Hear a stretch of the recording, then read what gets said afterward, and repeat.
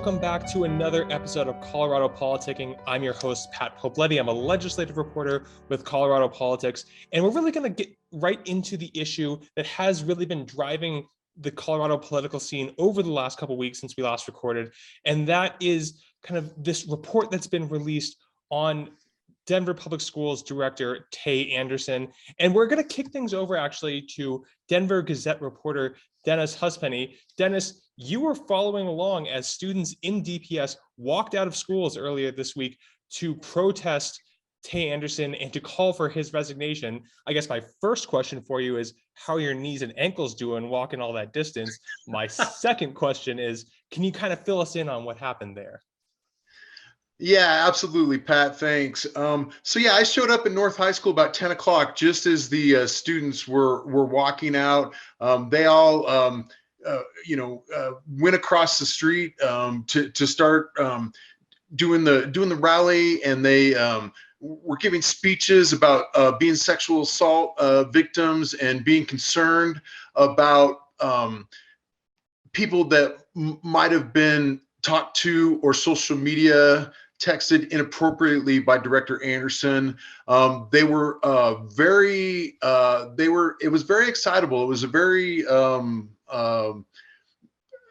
not rambunctious, but it was a good rally, and they got kind of all whipped up, but then they saw that the Denver Police Department and the Denver Public Schools security vehicles were kind of going to shoo them out of the park. They went back to the school, regrouped, and said, we're walking to the DPS headquarters on 1860 Lincoln.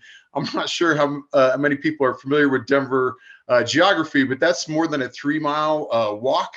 And they were marched right down Spear, on the sidewalk. Some were kind of walking in the street, very busy street, looked to be a little dangerous, but they were dead set on getting out there and making sure their message was heard. As they marched down the mall, they were chanting, "Hey ho, Tay must go," similar chants. They were chanting vulgarities. They were using some obscene terms along the way and some obscene hand gestures. And then as they got to the school district building, they joined other students that were already there and rallied for about another hour. So what we haven't talked much about, though, is, Pat, the investigation that the school board released last week. I wonder if you could give us some details on that. Yeah, and I can dive into it. I kind of did a deep dive and wrote a bit of analysis on what the report actually showed. And you have to remember, Dennis, this all kicked off earlier this year with allegations coming from BLM 5820 that Director Anderson had sexually assaulted someone. We later, through the course of time passing, we got more allegations of sexual assault against Director Anderson. I believe 62 cases where they were either DACA students or undocumented immigrants that allegedly he had sexually assaulted. And that's kind of what launched the catalyst that launched this investigation. Now, to start right off the bat, those allegations were found by this independent probe to be not substantiated. And in fact, investigators kind of cast quite a bit of doubt on the credibility of the person who brought both of those sets of investigations. Now, one of those allegations was brought by Mary Catherine Brooks Fleming directly herself. The other one, she served as essentially an intermediary between the alleged victim and in this case, a newspaper reporter. Those were both found to be not true. So right off the bat, most serious allegations not true.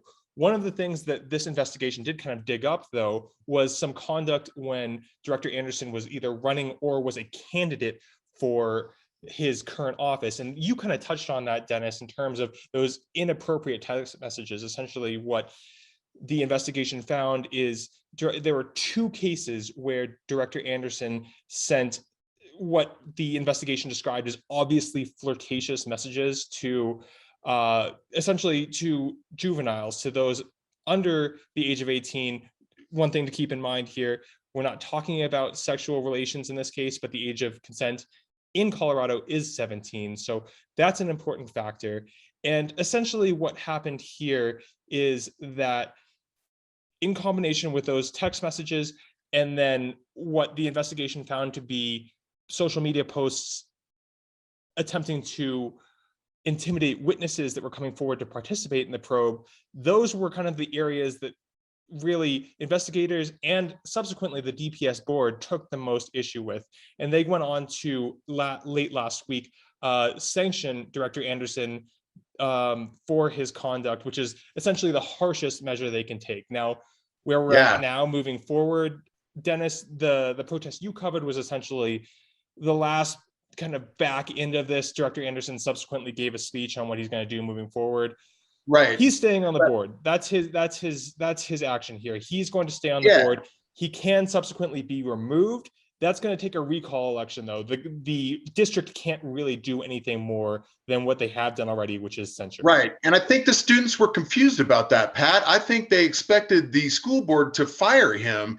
And what they really didn't understand was that the district, as you just said, they censored him. They went as far as they could for the conduct that they found was true. Yeah, and this is something that I talked to the district about. And one of the things I heard back was even if those most heinous allegations were proven to be true. Now, that's not what the report was meant to do. Of course, we're not talking about a police report and then a judge and jury where he's sentenced by a jury of his peers, right? We're talking about an independent investigation. So they're trying to say, is it more likely than not that he did this? Even if all 5 areas of investigation came back, it's more likely than not that he did this, that he had sexually assaulted 62 DACA kids, for instance. They still couldn't have done anything more than censure him. It still would have taken a recall vote. So the district, from their side, has done everything they can in terms of punishing Director Anderson. But let's put a pin in that, and we'll certainly come back to it. I'm sure there'll be more coming in, because I want to bring in Chief Legislative Reporter Marianne Goodland. Now, Marianne, you had a story drop this week that was really interesting in regards to Secretary of State Jena Griswold. What can you tell us about that story? Secretary Griswold has commented several times now in the past couple of weeks about threats that she's been getting primarily through social media. And the Democratic Association of Secretaries of State, which is a multi-state organization, and she is its chair right now, offered to pay for private security for her. So they went to the Colorado Independent Ethics Commission this week to ask if that was allowable under Amendment 41, which has a gift limitation of $65 to any elected official. And they claimed in their arguments to the commission that this was a benefit to the state. The problem is that Griswold's already getting security paid for by the Department of State for official events. That can be anything that she's doing in her capacity as Secretary of State, with the exception of campaign activities. Now that's where DAS comes in. They wanted to pay for private security for these campaign activities.